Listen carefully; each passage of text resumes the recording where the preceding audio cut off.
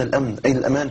وأنا أود أن أنا أختم هذه النقطة قبل ما ننتقل لنقطة أخرى بين قصة عجيبة جدا ذكرها لي أحد إخواني، كانت بتربطه بينه وبين فتاة حب شديد، دارت قصة الحب لمدة 6 سنوات.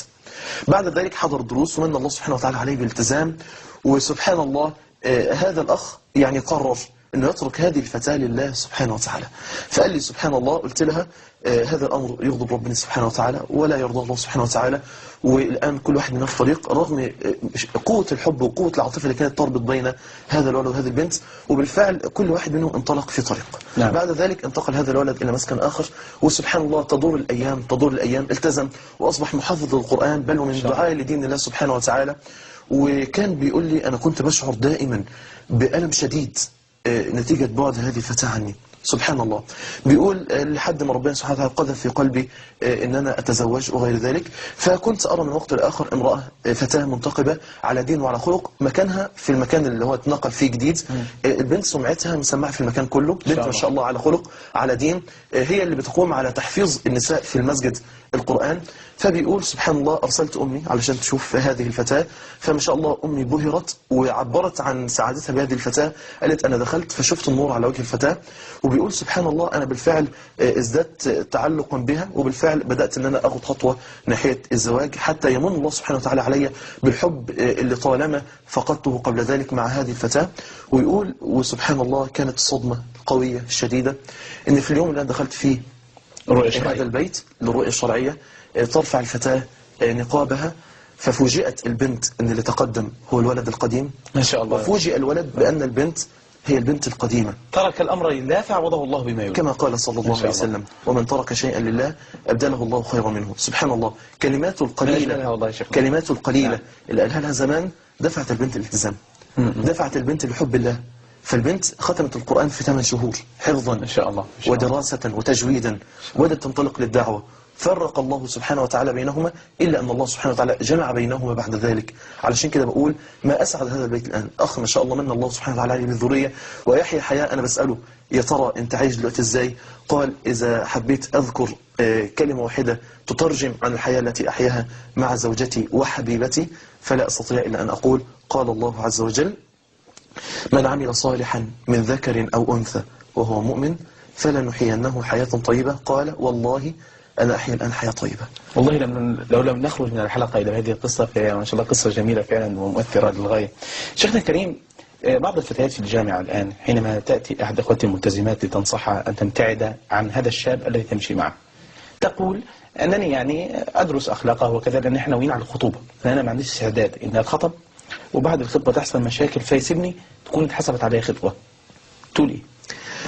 أقول ابتداء ينبغي علي ابتداء إذا كنت عايز أتخير يبقى التخير ده بما يحب الله ويرضاه، لأن الابتعاد عما يحبه الله ويرضاه سبيل دائما للفشل.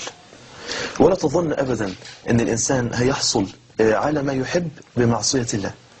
يا ريت نحفظ كلنا أخواننا الشباب والأخوات يحفظوا هذه الكلمة، قلب من أريد في يد من أعصي، قلب من أريد في يد من أعصي.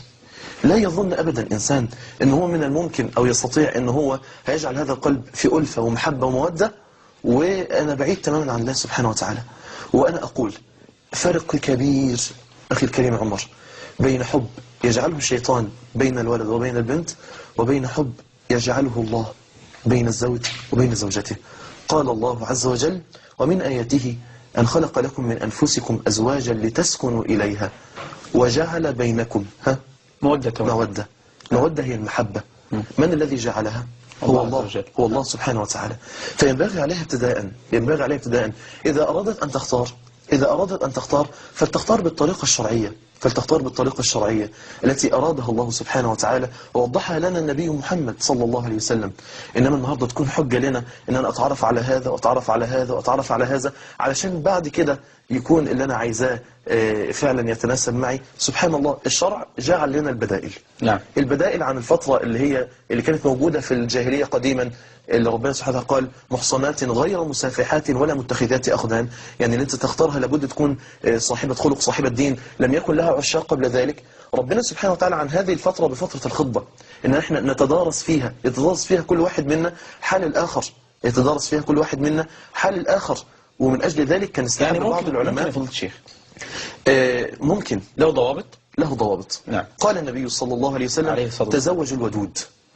والودود كما قال أهل العلم لها معنيين: إما أن تكون ودود فعول بمعنى فاعل، أي امرأة العاطفة عندها قوية تحبك، أو تكون فعول بمعنى مفعول، أي امرأة تحب لما فيها من الصفات الخلقية والأخلاقية وغير ذلك. نعم. لما سئل الشيخ الألباني رحمه الله عن هذا الحديث تزوج الودود الولود، قال الولود سهل نحن نعرفها، أسأل عن والدتها، أختها، عمتها، خالتها، ولكن كيف أعرف أن المرأة ودود؟ قال بالحديث معها.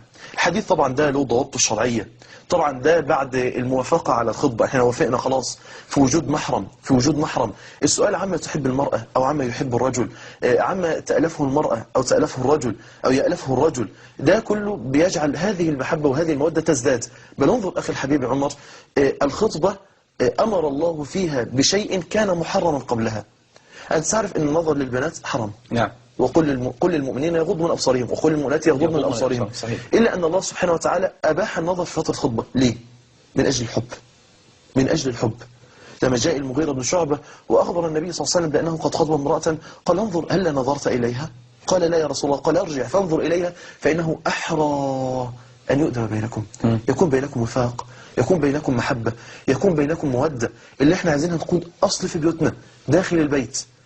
أما البحث عنها خارج البيت ده دايما بتكون النتيجة بتاعته فشل ذريع زي ما ذكرت لك الآن. طب يا شيخنا الكريم، لو يعني خلينا نكون واقعيين زيادة عن اللزوم. يمكن احنا اتكلمنا في هذا الكلام واحنا